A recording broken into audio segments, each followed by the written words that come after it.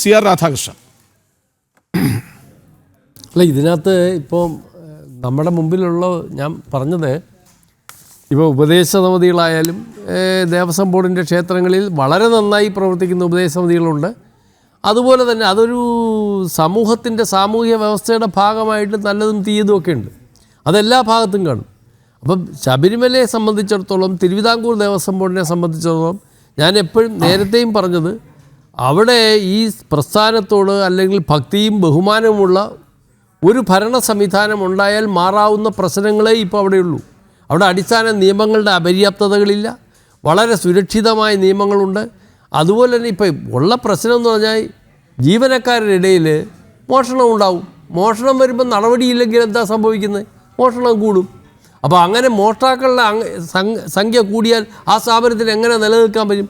Attendance പോലും correct അല്ലെന്നുള്ളതാണ് ഇപ്പോൾ നമുക്ക് പറയേണ്ടത്. വലിയ ശമ്പളം പറ്റുന്ന ഉദ്യോഗസ്ഥന്മാരുടെ ഹാജർ പോലും കൃത്യമായി പാലിക്കാൻ ആ സ്ഥാപനത്തിൽ ഇപ്പോൾ കഴിയുന്നില്ല.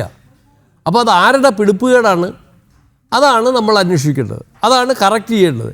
അപ്പോൾ അതുകൊണ്ട് ഈ പ്രസ്ഥാനത്തിൻ്റെ തലപ്പ് അല്ലെങ്കിൽ ഭരണ സംവിധാനം അത് സുതാര്യവും അത് നല്ല സുഘടിതമാവുമ്പോൾ പ്രസ്ഥാനം നേരെയാവും, ഒരു തർക്കവും വേണ്ട.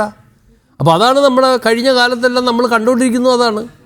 അപ്പോൾ അതുകൊണ്ട് ഇതിനകത്ത് ആകെ ഒറ്റ കാര്യമേ ഉള്ളൂ, ഈ പറഞ്ഞു വിടുന്ന അല്ലെങ്കിൽ ഈ നിയോഗിക്കുന്നവർക്ക് ഈ പ്രസ്ഥാനത്ത് പിന്നെ അവിടെ രാഷ്ട്രീയം പാടില്ല. കാരണം നമ്മുടെ ഈ ആക്റ്റിൽ തന്നെ ഒരു പ്രൊവിഷനുണ്ട്, board president and members deem to be public servant. ശരി, അവരും പബ്ലിക് സർവന്റ്. സമയം അവസാനിക്കുന്നു, അധികം സമയം നമ്മൾ എടുത്തു.